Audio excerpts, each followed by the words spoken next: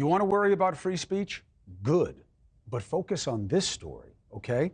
A newspaper in Marion, Kansas, population's like 2,000, okay? It's getting some headlines, but not nearly enough. The office of the newspaper was raided by like the whole local police force. Why? All I know is that the state official had to review it, said that they did not have a just legal basis for going in. There's all this drama about someone complaining that her DUI record was leaked, but she couldn't show that it was leaked, and maybe it was done by somebody else, but it wasn't illegal. They never even wrote it anyway, but the cops were upset, and maybe they were upset because the police chief was being investigated by the paper, but they had never written anything about him yet. But whatever it is, it wound up being done and undone, and it just smells terrible. The editor and publisher of the Marion County Record is Eric Meyer, and he joins us now with Caitlin Vogus, okay? Now, Vogus is Deputy Director of Advocacy, the Freedom of the Press Foundation, that is looking out for exactly this, not just for us journalists, but for you, to make sure that the people who are telling you what's happening in your society are able to do exactly that. Now, first, Eric, I'm very sorry about what happened to you, not just professionally,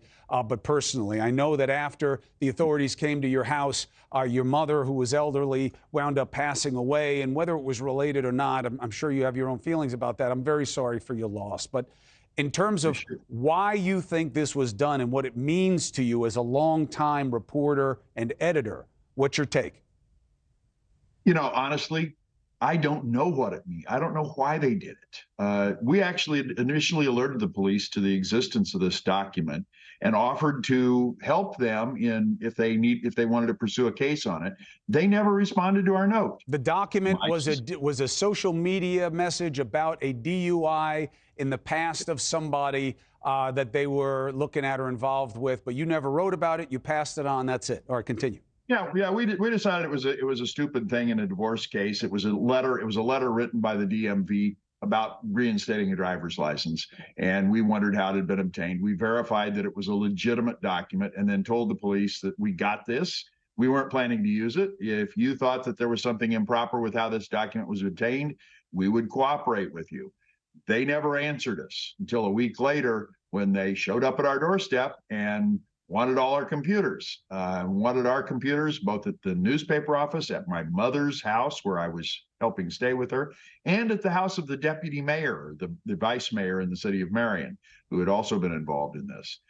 Took all the police force that was available in the eastern half of the county to do it. And then we find out that the probable cause affidavit that was filed in the case wasn't filed until 3 days after the search. And the county attorney, who usually reviews those things, hadn't reviewed it until after the search was done.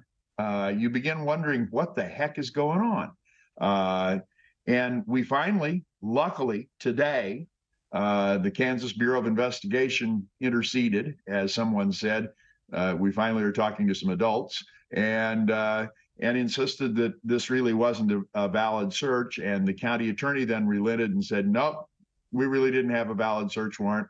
So they have returned our computers to the custody of our attorney, who is having a forensic expert look at them to see what they did, to make sure that nothing was taken, nothing was added, right, nothing was done to them. Although, look, the good news is, Eric, the way they did this, so kind of Keystone Cops / gang that couldn't shoot straight, depending on which writer's metaphor you want.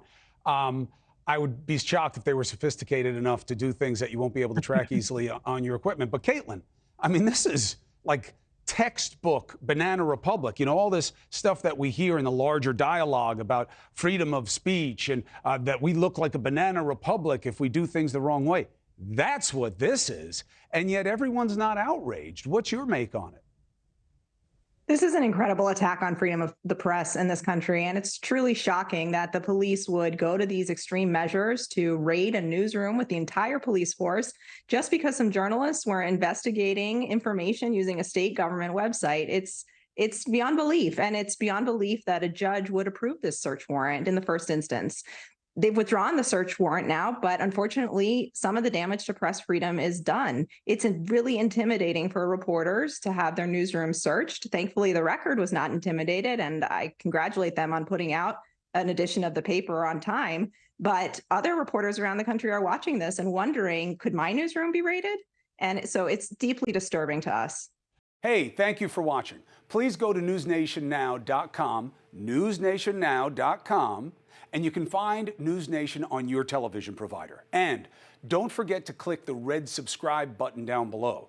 Then you will get more of NewsNation's fact-driven coverage.